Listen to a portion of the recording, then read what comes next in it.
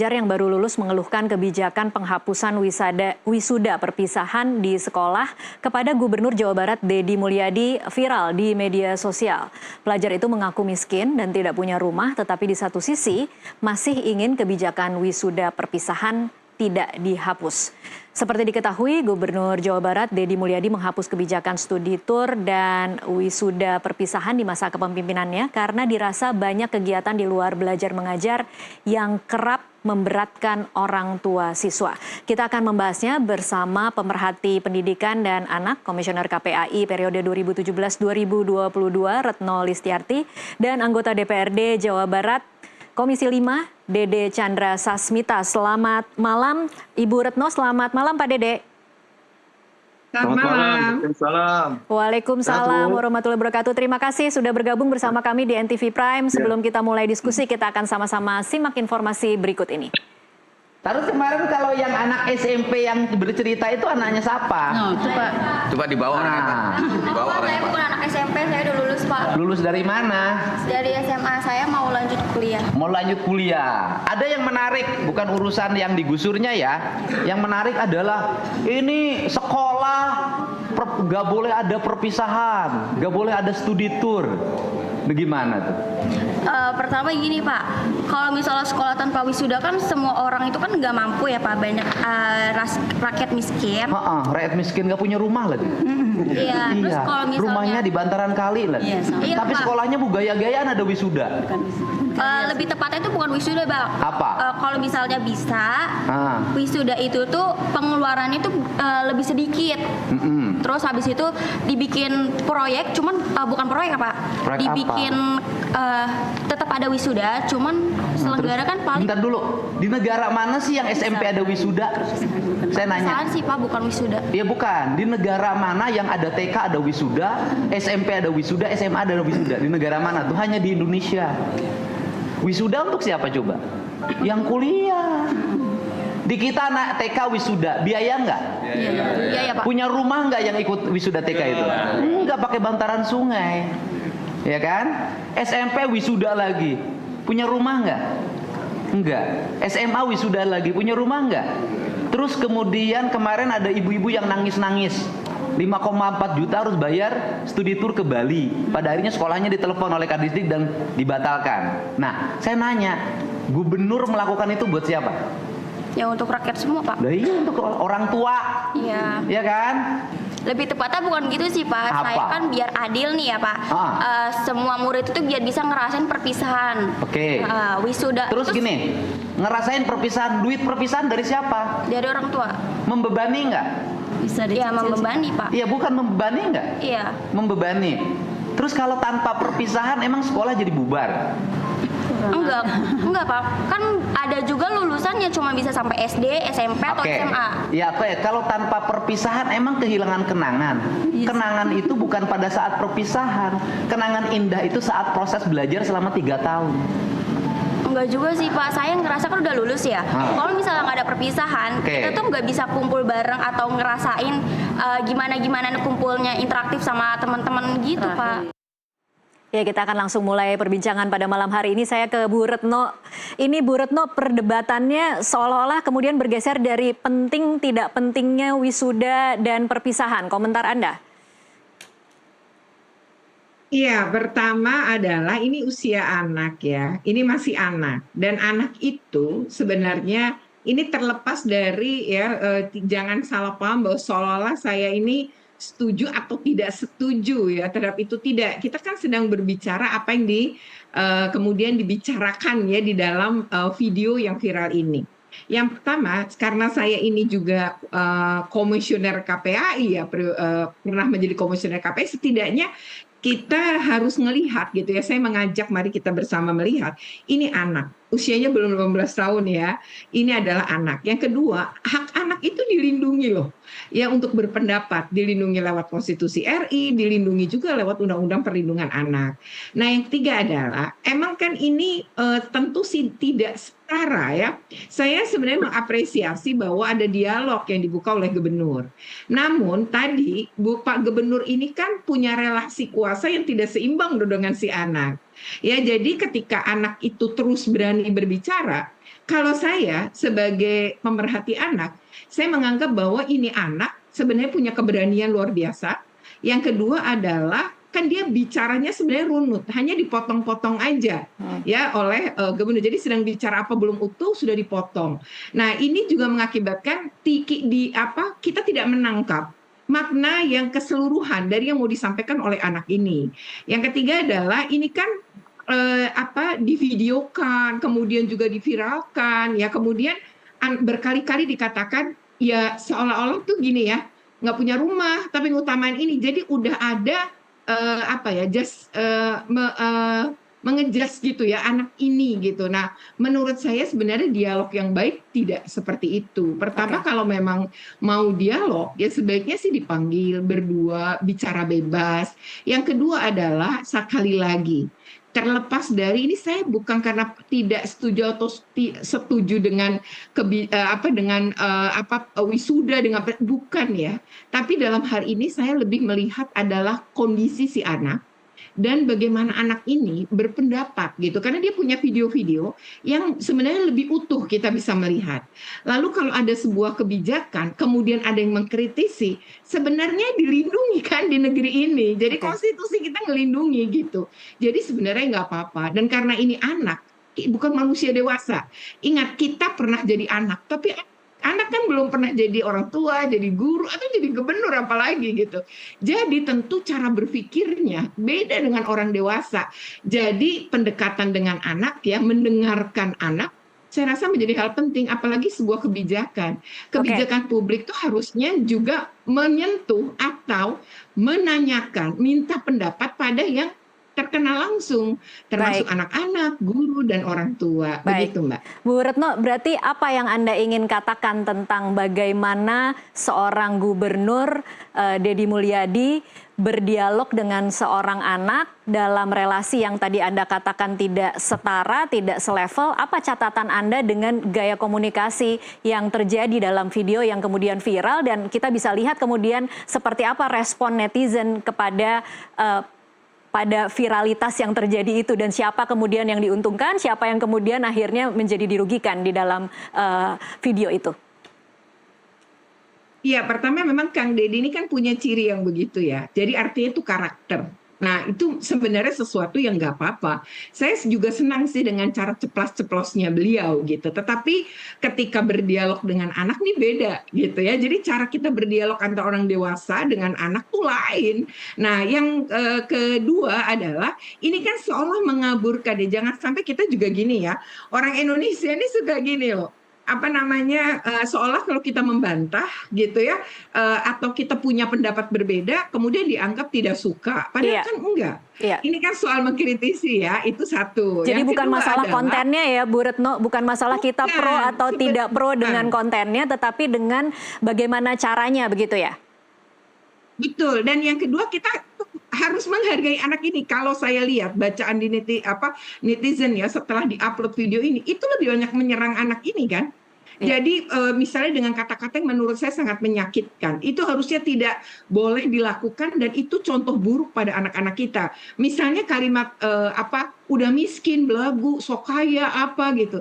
Padahal ini bukan itu loh, ini soal dia berpendapat. Dia juga nggak puasa kok kalau akhirnya kebijakan itu dilakukan oleh sekolah dan oleh dinas pendidikan atau oleh gubernur. Dia nggak puasa, tapi dia ingin berpendapat, dia ingin pendapatnya itu didengar. Dan menurut saya ada kalimat yang bisa kepotong-potong, ya lagi ngomong dipotong. Contohnya misalnya gini, yang sederhana aja, maksud dia gini, wisudanya di sekolah aja sederhana, mungkin dia mau bicara begitu ya, sehingga tidak memerlukan biaya yang lebih, tapi memberi kenangan. Nah, kayak gini, emang nggak cukup kenangan 3 tahun? Nah, misalnya dia itu pingin, kayak kalimat dia kan ada tuh di video dia yang lain, misalnya gini, ada anak SMA dan SMK yang mungkin nggak punya uang untuk kuliah. Nah, makanya pada level SMA ini, kayaknya wisuda itu menjadi hal yang diinginkan, begitu kan? Nah, saya juga orang yang sepakat bahwa TK, SD, SMP itu nggak perlu.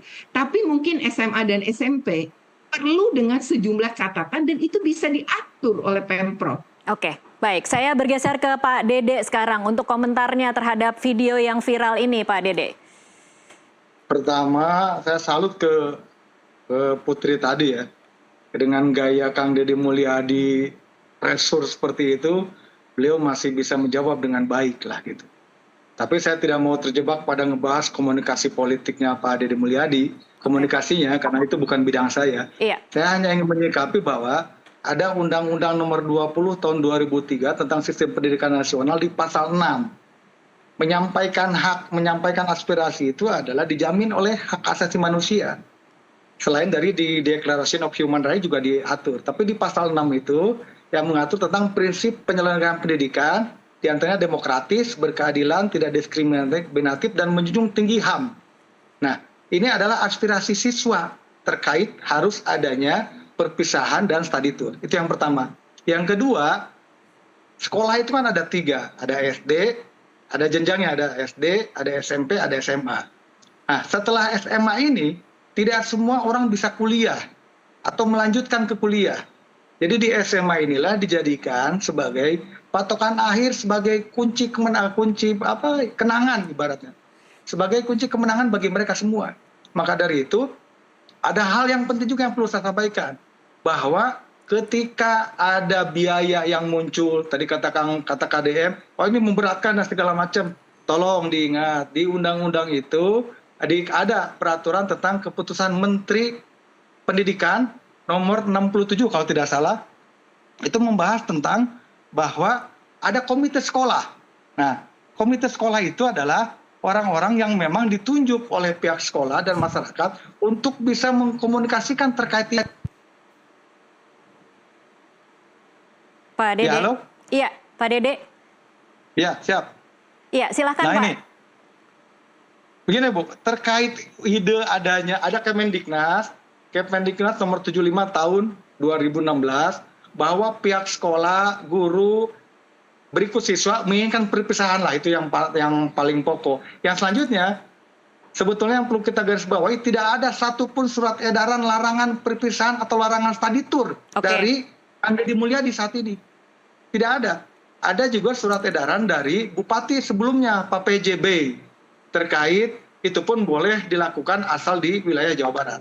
Tapi Kang Deddy Mulyadi tidak ada dalam surat gubernur. Pergubnya tidak ada, instruksinya tidak ada, berupa surat tidak ada. Kenapa tidak ada dalam bentuk surat? Karena surat dari gubernur kalaupun itu keluar bertentangan dengan Kemendiknas nomor 75 tahun 2016. Baik. Oke, Gitu. oke. Kalau sekarang bertentangannya? Iya. Bertentangannya adalah karena itu adalah study tour, perpisahan, itu dikelola atau dilaksanakan, diusulkan dalam forum komite sekolah. baik. Oke, Gitu. Berikut baik. orang tua wali, gitu. Baik, Siap. saya tadi tahu Bu Retno tidak mau terjebak membahas soal ini, tapi mau tidak mau harus kita bahas sedikit soal bagaimana kemudian ini perdebatannya adalah kebebasan berpendapat versus kemudian kebijakan tidak perlu ada wisuda. Jadi kemudian kalau kemudian dihadapkan dengan dua komponen ini, mana sebenarnya yang harusnya ditempuh ketika kemudian kita memiliki ada satu video viral yang seperti ini yang membuka ruang diskusi, apakah memang perlu dilarang atau sebenarnya ini bisa kemudian menjadi kebijakan masing-masing sekolah atau masing-masing individu, masing-masing orang tua, atau seperti apa sebenarnya? Mungkin saya ke Bu Retno lagi. Iya, pertama saya sepakat gitu ya dengan Kang D ya, yang anggota Komisi 5 ya Pak dari DPR di Jawa Barat gitu. Ya, pertama tuh menurut saya adalah aturan. Jadi kita harus berdiri di atas aturan. Jadi kalau aturannya tidak mengatur, kemudian kita mengatur dan bahkan kemudian melanggar ketentuan di atasnya, maka sebenarnya kan berarti terjadi pelanggaran aturan oleh pengambil kebijakan. Jadi dalam hal ini bukan soal setuju atau tidak setuju, tapi ini soal bagaimana harus berdiri di atas aturan. Yang kedua adalah ini pernah nggak dievaluasi? Jadi itu cuma gini ya. Oke, ini memberatkan gitu. Versi siapa? Versi ada orang yang ngadu. Oke, pasti ada pro kontra. Tetapi kalau kita sebagai pengambil kebijakan, maka seorang pejabat itu harus pakai data menurut saya. Oke. Nah, data itu harusnya dibikin karena Kang Deddy ini bisa nyuruh kepala dinas pendidikan ya untuk melakukan semacam survei kecil misalnya dengan Google Form, pendapat siswa, pendapat guru, pendapat orang tua, sehingga kalau memang harus dilarang atau tidak itu kuat berdirinya. Nah, menurut saya ini kan kurang mendengar dan ketika ada yang berbeda seolah menyerang, padahal menurut saya enggak. Baik, gitu. saya ingin ke Pak Dede lagi, Pak Dede. Tapi kalau di DPRD Jawa Barat sendiri, ada tidak sih kemudian sekelompok masyarakat yang kemudian mengeluhkan bahwa ada pungutan untuk wisuda dan perpisahan? Adakah seperti itu selama ini? Yang kita terima selama ini adalah pihak sekolah, baik swasta ataupun negeri, yang memang komplain terkait adanya kebijakan itu. Gitu. Kebijakan Kalau dari larangannya masyarakat berarti tidak ya? ada. Berarti mereka ingin Iya. mengadakan? Ya, mengadakan. Justru Oke. kalau yang penolakan tidak ada. Maka dari itu sebenarnya Jadi dari begini. mana kira-kira ini KDM tiba-tiba mengatakan bahwa orang tua merasa diberatkan, kemudian harusnya tidak ada wisuda di level SMA? Ini yang ingin saya sampaikan. Kita jangan sampai TikTok beliau ini dijadikan dasar hukum. Maka dari itu KDM jangan banci. Kang Deddy Mulyadi kalau memang beliau berpikir bahwa itu tegak dilakukan, keluarkan suratnya. Tapi tolong ingat ada Undang-Undang nomor 20 tentang Sisdiknas, ada Kepmen Diknas nomor 75 tahun 2016. Bahwa ada wisuda dan study tour itu melalui proses panjang. Salah satunya melalui komite sekolah. Nah, terkait komite sekolah ada di pasal 1 ayat 2 itu adalah lembaga mandiri yang beranggotakan orang tua, wali peserta didik dan komunitas sekolah serta tokoh masyarakat yang peduli pendidikan. Oke. Nah, hal-hal seperti itu kan sebetulnya adalah memang berdasarkan kajian atau diskusi di komite sekolah. Kalau kembali ke awal, Kang Deddy keluarkan suratnya dong. Jangan juga akhirnya sekolah dirugikan. Baik. Nah, kami ini, para anggota dewan ditanya, Pak itu gimana? Loh, statusnya mana? Suratnya mana? Kan tidak bisa TikTok dijadikan dasar hukum. Oke, tidak ada aturannya ya Pak Dede. Tidak ada aturannya. Oke, baik. Ini pertanyaan terakhir saya sekaligus penutup dalam diskusi kita pada malam hari ini. Saya ingin Pak Dede dan juga Bu Retno mengungkapkan kira-kira harapannya seperti apa setelah ini, karena anak ini di media sosial sudah terlanjur terbuli. Jadi apa kira-kira harapan dari Bu Retno dan Pak Dede kelanjutan setelah anak ini tereksploitasi dengan cara yang sangat cukup mengerikan ya untuk ukuran anak-anak, karena kemudian semua data-datanya dibuka dan narasinya memang sangat tidak menguntungkan untuk anak ini. Bu Retno dulu mungkin. Ya, pertama kita semua ini harus punya cara pandang perlindungan anak dan perspektif anak, ya, serta psikologi perkembangan anak. Nah, ini kita betul-betul tidak melindungi, ya. Jadi ini berdampak sangat buruk, bahkan kepada mungkin keluarga dan saudara-saudara si anak ini sendiri. Nah, menurut saya ini konteks yang harus dipahami dan melalui Nusantara TV, ya. Saya rasa ini penting sebagai sebuah edukasi kepada masyarakat. Jadi kita harus memandang anak sebagaimana manusia yang belum dewasa dan pada posisi dia ya sebagai anak. Yang kedua, menurut saya kebijakan apapun boleh, tapi kebijakan publik itu punya syarat-syarat, dan syarat-syarat ini tampaknya belum dipenuhi. Nah, lalu yang ketiga atau yang terakhir, saya berharap bahwa ini harus didengar misalnya dengan cara usulan masyarakat. Misalnya gini, study tour kalau kepentingannya pembelajaran itu ada loh di dalam kurikulum dan ada dalam peraturan kementerian. Jadi sebenarnya boleh, kayak misalnya bagaimana sejarah, anak-anak boleh belajar di museum. Atau misalnya tentang alam, anak-anak boleh mengunjungi hutan di sekitar wilayahnya.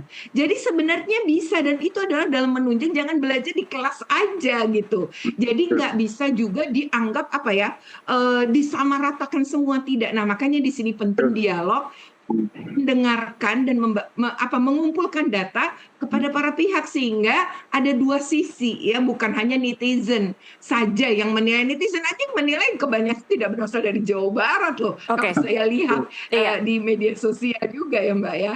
Oke, saya pikir itu. Oke, Pak Dede terakhir. Oke, pertama begini, saya menyampaikan turut berduka mungkin ya bagi anak ini karena akhirnya jadi korban bulian. Satu hal yang ingin saya sampaikan, tolong Kang Deddy Mulyadi harus juga merubah polanya dengan siapa berhadapan, kategorinya bagaimana, umurnya gimana, pendidikannya gimana. Karena menurut saya banyak TikTok beliau yang akhirnya seolah begitu menyerang gitu kan. Satu. Yang kedua, dengan gaya beliau seperti ini, sebetulnya ada beberapa kewenangan yang akhirnya dilewati oleh beliau. Bisa saja contoh itu kewenangan bupati, kewenangan wali kota, kewenangan disdik contoh, tapi dilewati sama beliau. Tolong diingat, kita adalah negara kesatuan berbentuk republik yang terdiri dari nasional, pemerintahan pusat, gubernur, dan kabupaten kota. Kalau contoh kita masyarakatnya atau negara sosial, kewenangan sepenuhnya ada di presiden, ada di kepala negara untuk mengeksekusi hal-hal yang kecil. Kita tidak. Masih negara kesatuan Republik Indonesia berbentuk republik. Selanjutnya, kami dari DPRD juga tidak pernah diajak ngobrol terkait ini. Ini bagaimana nih ijazah? Kalau dibagikan, nanti diganti oleh Pemda contoh. Terus ini bagaimana study tour? Hanya karena bermuara dari kasus Depok, kecelakaan 11 itu, dan 11 orang yang meninggal itu siswa, akhirnya mencuat gitu kan. Nah, kami dari DPRD, Boyao diajak rembuk itu terkait hal ini. Karena RPJMD beliau juga itu melibatkan kami sebagai penyelenggara pemerintahan. Baik. Itu mungkin yang ingin saya sampaikan. Terima kasih. Baik, terima kasih Pak Dede Chandra dan Ibu Retno Listiarti untuk waktunya bersama kami di NTV Prime.